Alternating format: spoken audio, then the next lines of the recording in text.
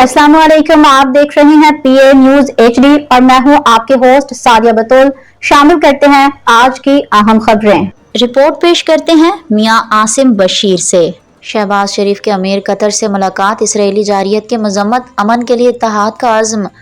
दोहा, Qatar पर Israeli हमले के तनाजुर में इजहार यकजहती के लिए वज़ीर आज़म शहबाज शरीफ ने कतर का एक रोज़ा दौरा किया है। वज़ीर आज़म शहबाज शरीफ की कतर के अमीर शेख तमीम बिन हमद सानी से मुलाकात हुई। वज़ीर आज़म शहबाज शरीफ ने 9 सितंबर को दोहा पर इसराइली हमले की शदीद मजम्मत की। शहबाज शरीफ ने पाकिस्तान और कतर के दरमियान तारीखी और बरादराना रिश्तों का इआदा किया। वज़ीर आज़म शहबाज शरीफ ने कहा कि इसराइली हमला कतर की खुद मुख्तारी और इलाकाई सालमियत की खुलम खुला खिलाफ वर्जी है।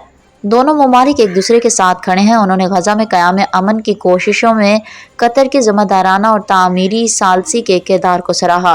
शहबाज शरीफ ने इस बात पर जोर दिया कि इसराइली जारियत की ऐसी कार्रवाइयों का मकसद वाज़ेह तौर पर इलाकाई इस्तेहकाम को नुकसान पहुँचाना और जारी सफारती और इंसानी कोशिशों को ख़तरा है।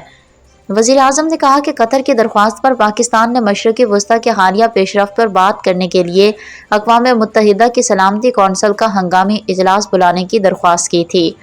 शहबाज शरीफ ने 15 सितंबर को गैर मामूली अरब इस्लामी सरबराही इजलास की मेज़बानी के कतर के फैसले का भी खैर मकदम किया।